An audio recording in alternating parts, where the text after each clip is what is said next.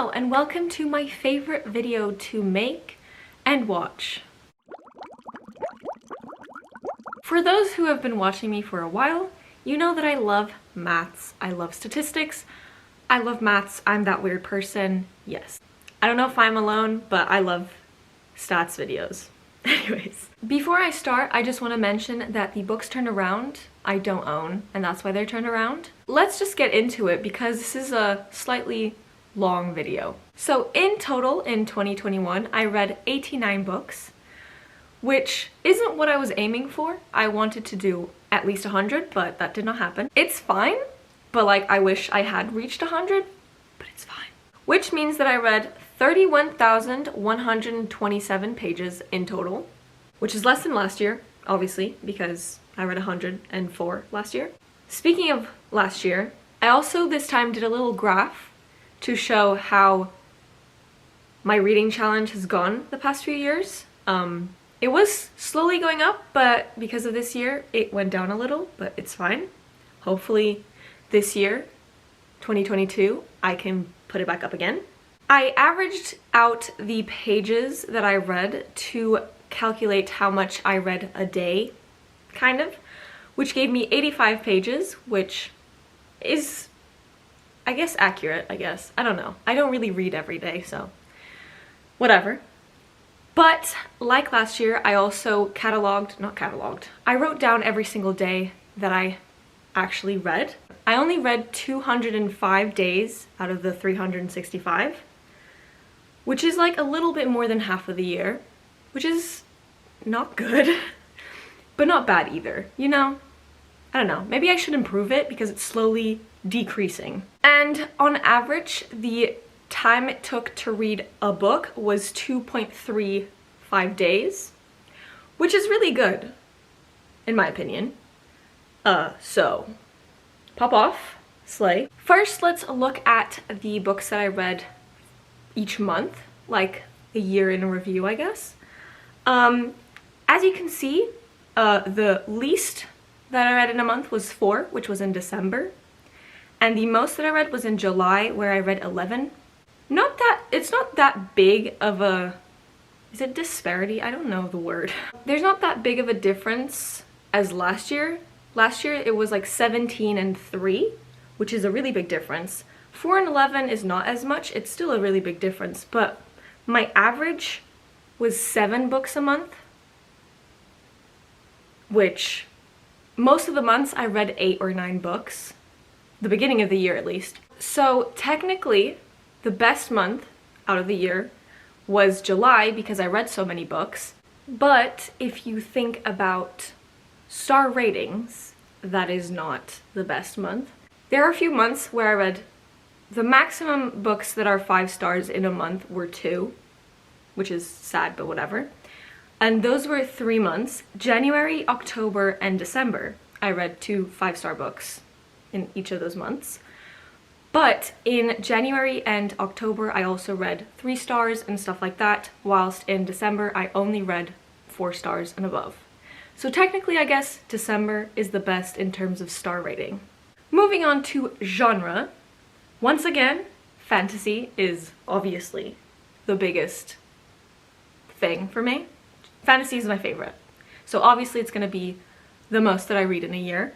57% of the books that I read were fantasy, so obviously more than half, almost 60. Then 37% were romance or contemporary books. I didn't really differentiate because, I don't know, it's too little to divide them up, I guess. And then the last 5-ish% were mystery or thrillers. As usual, that is my least read genre. So, yeah. Next, I looked at whether a book was part of a series or not, aka a standalone. I read a lot of series, so I already knew that there were going to be more books that were part of a series than not. So 60% of the books I read were part of a series, and the remaining 40 were standalones, which is pretty usual, I feel like. Moving on to star rating, which this year it's kind of horrifying, I think. Not really. Anyways, I divided it up for each star rating. I only rate 5, 4.5, 4. I don't do 7, 5, 2, 5. I don't do that. I can't be bothered to think that much. It's already hard to figure out the rating as it is. Looking at how I distributed, I can't say that word, the books, you can see that a lot of the books are in 4 stars. 32 books out of 89 were 4 stars, which is really weird. And all those ratings average out to a 3.68 star rating, which is average, I guess. It's not bad, but it isn't good either. Next, this year I also rearranged them, I don't know, into the intended audience of the book. So whether it is YA, middle grade, or adult, those are the only 3 that I have. I don't really know what new adult is, I'm not gonna lie. So if there is something like that in here, I'm really sorry. Most of the books were YA, 63% were YA, which is usual, even though I'm not a young adult, I guess. I am, but that's not the books. Books that are young adult are like 17-year-olds. I'm not 17, but it's pretty usual. I usually read a lot of YA. Then 20% were adult. Makes sense. I'm an adult, you know? And then the remaining 17 were middle grade. Middle grade is fun. I don't know. I don't know what I'm saying. Next is the book size. So, books. I don't know why I'm trying to explain that. I explained this in last year's video, but I'm going to explain it again. So if you're new, you can understand my weird brain. If a book is in a section like 400 pages, that means that the book is from 400 to 499 pages. So, I only read one book that was 900, which was my biggest book, which was Kingdom of Ash, 990 pages. I don't actually remember. 980. Cool. And as you can tell, I guess, I don't know, where it's most concentrated, I guess is the correct word, is at 300 pages. I read the most there. I don't know how to explain this, but 35 books out of the 89 were around 300 pages. So that is kind of my average. It actually is 350, but technicalities, you know? I've already showed you the biggest book that I read. I'm gonna show you the smallest book. The smallest book that I read is in this book, because I separated them. And it is a short story in the back called The Tailor. Yeah. And it is only 17 pages. Wow, I read so much. Moving on to authors, which is interesting. I first divided them into authors that I've read before or that are new to me. It's very usual for me to read new authors because I don't know, honestly. I don't really know why that happens. Anyways, 72% were new to me, and the other 28% I had already read from before. Pretty usual, so yeah. Then I sorted the authors again into their gender, and again, if I've misgendered somebody, please tell me. 62 of the books were by women, which is usual for me. 17 were by men, and then I have 9 that I wasn't sure, so I did not include, and that includes Anna Marie Mucklemore, which has they them pronouns, so non-binary, I guess? I don't really know. Next, I sorted them into the year they were published or released. I usually mostly read backlisted books, which means that they are from not the current year. So first I have at the top the books that are from 2021. There are 2 books that are from 2022 because ARCs, but the other 18 are from 2021. Then I decided to add also 2020 into a little section so you could see like recent years, I guess. In 2020, I read 14 books, and the remaining 55 were backlist books, which is a lot, but that's pretty usual. I only have like backlisted books because I don't tend to buy books that come out the current year. because one, I'm not that eager. If I am really excited about a book, I will buy it. There are some examples of that. But I usually just buy books that already came out a long time ago because it's easier to find them on Amazon and they're cheaper. Then I again sorted them into rainbow because I think it's cute and interesting at the same time. And as you can see, my most read colors are green and blue, and my least read colors are orange, purple, and pink.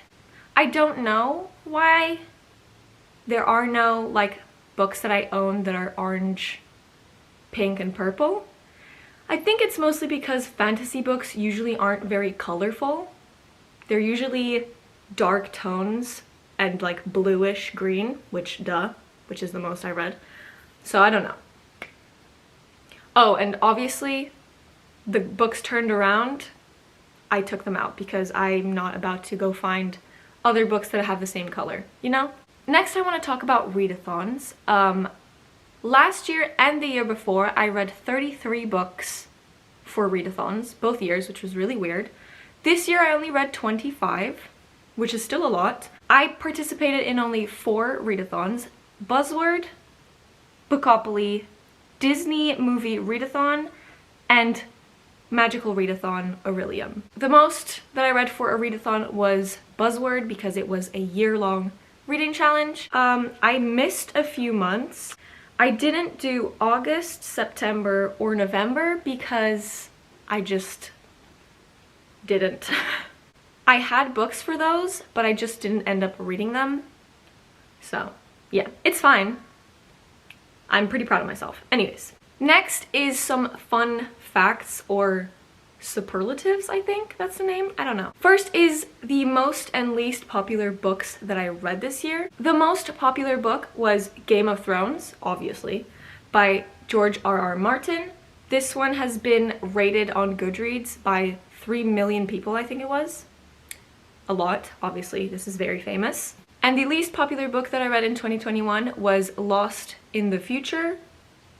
I don't remember who it's by, but it's an ARC that I read from NetGalley that has only been read by 65 people, or added on Goodreads. I don't really know. Next are the books with the highest and lowest rating. The book that has the highest rating is Full Metal Alchemist Volume 3 by Hiromu Arakawa, butchering that, which has an average rating of 4.61 stars, really high. And the book with the lowest average rating is again Lost in the Future, which has a rating of 3.26 stars. The next 2 things that I want to mention of fun facts are whether I reread any books and any DNFs. So I did not reread any book, which makes sense, even though I wanted to reread some, but whatever. And I DNF'd 1 book and I did not count it for my reading goal. Goodreads did though, whatever. Which was an arc that I could not even deal with anymore, called The Hand of the Sun King by I Don't Know. Next, I wanted to talk about the books that I bought and how many of them I read this year. Even though I was on a book buying ban, I ended up buying 62 books. Let's not talk about that. Of those books, I only read 10 this year, which isn't a lot, but I mean, I have a lot of other books that I've bought like 2 years ago and I still haven't read, so I don't know. And 4 of the books that I bought I had already read, which are the 3 what are they called? The Infernal Devices and Ready Player One, but that doesn't matter. And the last thing that I want to talk about is the video that I posted at the beginning of the year, which is 21 books I wanted to read in 2021, and whether I read them. I had 21 books, obviously. I ended up reading Lord of Shadows, the 3 books in the Cruel Prince series, all the books in the Percy Jackson series, all the Nevernight books, Frankly in Love, the first 2 books in the Cursebreakers trilogy, and Perfect on Paper. The only books I did not read were Elantris, mostly because it's huge and somebody told me that that was not the book to start with. Queen of Air and Darkness, which I have now finished, but I didn't last year. The 2 books in the Strange the Dreamer, didn't even start it, and the last book in the Cursebreakers trilogy because I wanted to buddy read it with my friend and she didn't have it yet. And honestly, I'm pretty fine with that. I read most of the books, so I'm pretty cool. Cool. Those are all my statistics. I hope you find them interesting because I do. I love these videos so much.